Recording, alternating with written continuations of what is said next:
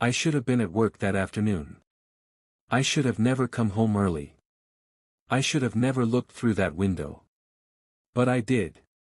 And what I saw, my wife, Camilla, in the arms of my best friend, Easton Blake, right in his living room, shattered me. Her hands gripped his shoulders the way they used to hold mine. His mouth traced the skin I once worshipped. The way she moaned his name, so raw, so hungry, was a sound I had never heard from her before. I stood frozen, my world crashing around me in slow motion. My wife. My best friend. Right next door. And in that moment, I knew. I was about to become someone I never thought I could be. If you love shocking, dramatic, and unforgettable infidelity stories, make sure to subscribe and turn on your notifications so you don't miss a single story. Let's dive into this dark tale together. It started like any other afternoon. I had left work early, something I rarely did, because of a last-minute client cancellation. I was looking forward to surprising Camilla. We had been distant lately, and I thought maybe a spontaneous lunch together could help bring us closer again. But as I pulled into our driveway, something felt off. Camilla's car wasn't in the garage. That wasn't strange on its own, she often went out during the day. But when I glanced toward the Blake's house next door, I noticed the familiar shape of her red heels discarded carelessly on their porch. My heart clenched. A sick feeling crept into my gut as I walked closer, my steps slow, hesitant. I didn't want to believe it. But curiosity is a cruel thing. It pulls you forward even when you know you should turn away. Through the slightly parted blinds of the Blake's living room, I saw them. Camilla. Easton. Their bodies tangled together on his couch. My best friend's hands roamed over my wife's skin, and she arched into his touch like she had been starving for him. The way she gasped, whimpered, moaned his name, it wasn't just lust. It was passion. It was familiarity. This wasn't a one-time mistake. This had been happening. My throat went dry. My fingers curled into fists. I felt like a man watching his own murder in slow motion. How long? How many times? Did they laugh about me afterward? I wanted to storm in. I wanted to rip them apart. I wanted Easton to feel the same pain he had just inflicted on me. But I didn't move. I stayed right there, watching, letting their betrayal sear into my brain like a permanent scar. Because now, I wasn't just a husband anymore. I was a man with a reason to destroy them. I came home early. I looked through the window. And I saw my wife, Camilla, wrapped around my best friend, Easton Blake. They weren't just cheating. They were devouring each other like they had done this before. That moment should have broken me. But it didn't. Because now, I wasn't thinking about heartbreak. I was thinking about revenge. I didn't tell Camilla I had seen them. Not yet. Instead, I walked into our house like nothing had happened. I made dinner. I kissed her on the cheek when she came home. And when she lied to my face, telling me she had been at the store, I didn't flinch. Because I had a plan. And it started with Jasmine Blake. The next evening, I knocked on the Blake's door. Jasmine opened it, her auburn hair falling in waves over her shoulder, her blue eyes widening in surprise. Wesley. Hey. She glanced behind her. Easton's not home yet. Good. That's okay, I said. Actually, I was hoping to talk to you. She frowned. About what? I took a slow breath, letting the weight of my words sink in before I said them. About your husband. And my wife. Jasmine's grip tightened on the doorknob. Her lips parted slightly, like her brain was trying to reject what she had just heard. What? She whispered. They're having an affair. She let out a choked laugh. Not a laugh of amusement, one of disbelief. No. No, Easton wouldn't. He would, I cut in. And he did. Her breathing turned uneven. Denial cracked into something worse, realization. I knew that feeling. That slow-burning horror of your entire world collapsing in an instant. But she wasn't ready to believe it yet. "You're wrong," she insisted, shaking her head. "They're just close friends, that's all. Camilla, she comes over sometimes, but it's never." "I saw them," I said, my voice calm but final. Jasmine flinched. I could see the moment it hit her. She wasn't just hearing a possibility anymore. She was hearing the truth. She exhaled sharply, pressing a hand to her chest. How long?" I shrugged. "I don't know. But it wasn't their first time." She turned away from me, her whole body tense like she was fighting not to collapse. But she wouldn't. Jasmine was stronger than that. And that's exactly why she fit into my plan perfectly. When she finally looked at me again, her expression wasn't just broken. It was cold. Calculated. "What do we do?" she asked. I stepped closer, lowering my voice. "We make them pay." A storm flickered behind her blue eyes. A slow, dangerous realization of what I was suggesting. I wasn't talking about just exposing them. I was talking about something worse. Something unforgivable. And the way Jasmine bit her lip, hesitated, considered, I knew she wanted it too. "We do it together," I murmured, letting my fingers brush over hers. She shivered, but not from fear. From something darker. Something like desire. Because what better way to destroy a marriage, than to destroy it from the inside? Jasmine exhaled slowly, her voice barely above a whisper. "When do we start?" I told Jasmine the truth. Her husband, Easton. My wife, Camilla. They were cheating. At first, she didn't believe it. But once she saw the truth, she didn't cry. She didn't break. She wanted revenge. And so did I. So we made a plan. A dangerous, reckless plan. And now? It was time to put it into motion. The first step was simple. We had to act normal. Jasmine and I both knew that if we wanted to turn the tables on Camilla and Easton, we couldn't let them suspect a thing. So we went home, ate dinner with our spouses, smiled like everything was fine. Like we weren't secretly plotting behind their backs. But that didn't mean it was easy. Every time I looked at Camilla, I saw her hands on another man. Every time Jasmine kissed Easton, she imagined his lips on my wife. We were living in a lie. But soon, they'd be the ones suffering. The next afternoon, I texted Jasmine. "Me, tonight. Your place." A pause. Then. "Jasmine, are you sure?" Was I sure? No. But I wanted to be. I needed to be. At exactly 8 p.m., I knocked on the Blakes' front door. Jasmine opened it immediately.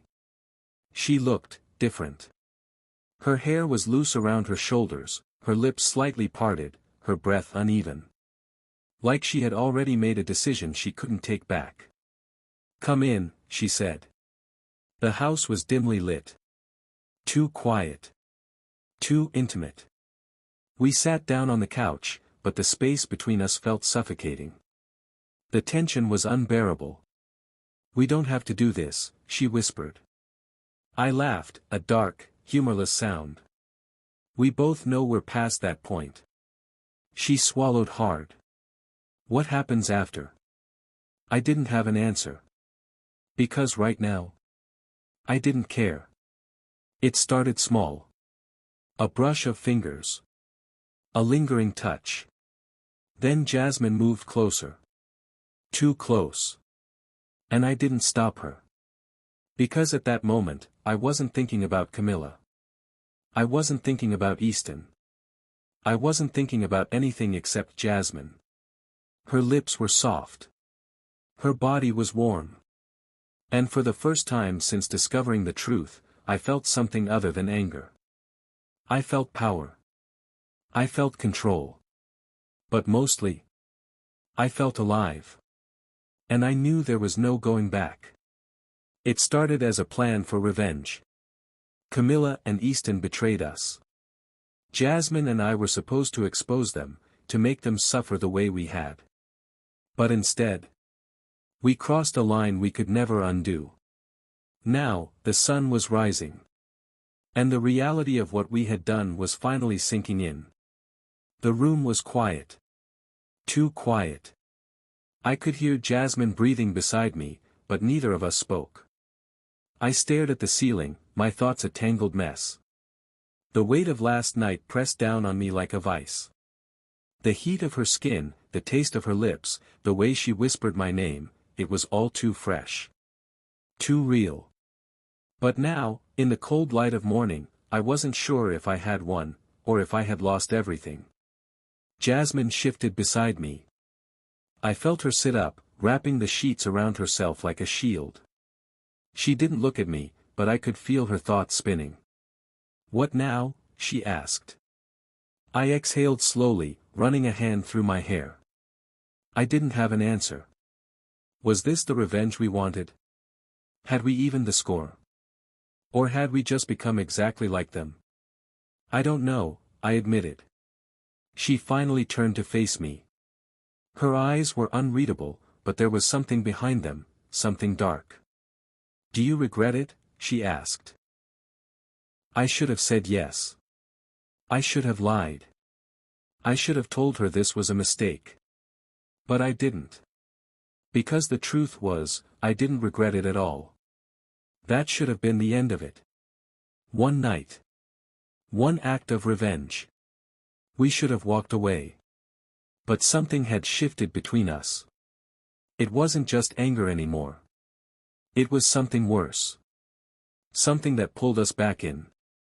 The next time we saw each other, we didn't hesitate. There were no excuses, no second thoughts. Just want. And before I knew it, the plan for revenge had turned into something far more dangerous. Something we couldn't stop. Something that had the power to destroy us all. There's a moment in every affair when reality crashes in like a tidal wave. The stolen glances, the reckless passion, the thrill of secrecy, all of it drowns under the crushing weight of consequences. For me, that moment came on a quiet evening when I found an envelope sitting on my doorstep. It was unmarked, just a plain white envelope resting against the wood. My hands trembled as I picked it up and stepped inside, locking the door behind me.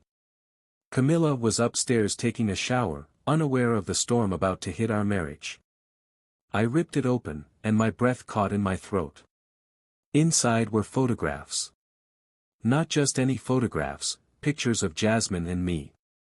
Kissing. Touching. Meeting in hotel rooms. My entire body went cold. Someone had been watching us. I flipped through the images, my heart hammering against my ribs. Some were taken from a distance, us standing too close at the grocery store, our cars parked at the same rundown motel. Others were intimate. Close-up shots that made my stomach turn. And at the bottom of the stack was a single piece of paper with one chilling sentence. "Secrets don't stay buried forever." I staggered back, gripping the edge of the table to steady myself. Who did this? Who knew? Jasmine. I grabbed my phone and dialed her number. It rang once. Twice. Then she picked up. "Did you get one too?" Her voice was strained, barely above a whisper. I squeezed my eyes shut. "You got one?" "Yes," she said, voice shaking. "Easton found it first. He hasn't said a word to me yet, but I can feel it, Wesley. He knows." I ran a hand through my hair, pacing the room. This was bad. This was very bad. "We need to find out who sent these," I said. "If Easton knows, he could." "Could what?" Her voice was sharp now. "Expose us? Ruin our marriages? Maybe we deserve it." I swallowed hard. She was right. But the fear of losing everything had my mind spiraling in every direction. That night, I barely slept. Every creak in the house made me think someone was watching. Every time Camilla moved beside me, I felt the guilt burning through my skin. And then, the next morning, the first bomb dropped. Easton showed up at my house. I barely had time to process what was happening before a loud knock rattled my front door. Not a casual knock. Not a neighbor dropping by. This was a demand. A warning. A storm waiting to be unleashed. I swallowed hard, my heart slamming against my ribs. Easton. Camilla was upstairs, oblivious. If she came down and saw him standing there, everything would explode in front of her. I couldn't let that happen. With a deep breath, I pulled open the door. There he stood, Easton Blake. His jaw was clenched, his eyes burning with something dangerous. He didn't say anything at first. Just looked at me. Through me. "Can we talk?" he asked, his voice eerily calm. I hesitated. "Sure. Let's go outside." I stepped out, closing the door behind me. The air was thick, suffocating.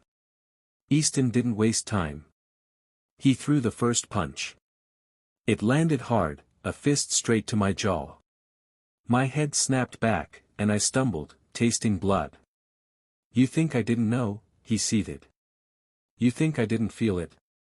The late nights, the way she looked at you, like I wasn't even in the damn room?" I wiped my mouth, forcing myself to stay steady. "I deserved this. I didn't mean for it to happen," I muttered, my voice hoarse. His eyes flashed. "You didn't mean for it to happen." He let out a bitter laugh. "You didn't mean to screw my wife. You didn't mean to betray me. My best friend." I had no defense. There was no excuse for what I had done. He stepped closer, lowering his voice to a deadly whisper. "Did you think she would leave me for you?" He scoffed. "Because she won't. She never would." I flinched. It was the truth I had been avoiding. Jasmine was never going to leave Easton. This was just a game to her. "How did you find out?" I asked, even though I already knew the answer. "The photos. The one someone had sent us both." His jaw tightened. "That doesn't matter." But it did. Someone wanted to destroy us. Before I could ask more, the door behind me creaked open. Camilla. She stood in the doorway, her eyes darting between us. "Wesley. What's going on?" Easton didn't look away. "Why don't you tell her?" I froze. "Tell me what?" Camilla's voice was sharp now. "Suspicious." Easton tilted his head, a cruel smile creeping onto his face. "Go on, Wesley. Tell your wife the truth." I couldn't breathe. This was it. The moment where everything I built came crashing down. And then, before I could speak, Camilla's phone buzzed. She glanced at it. Her eyes scanned the screen. And then, her face changed. A sharp breath. A slow, painful realization. She lifted her gaze to me, her hands trembling. She knew. The photos. Someone had sent them to her. My world shattered in an instant. And there was no way to fix it.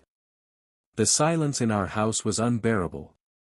After Easton left, after the rage settled into something colder, Camilla didn't speak to me. Not that night. Not the next day. Not for weeks. She packed a bag and took off to her sister's house. No explanation. No goodbye. And honestly, I didn't deserve one. I sat alone in our bedroom, staring at my phone, waiting for a text that never came.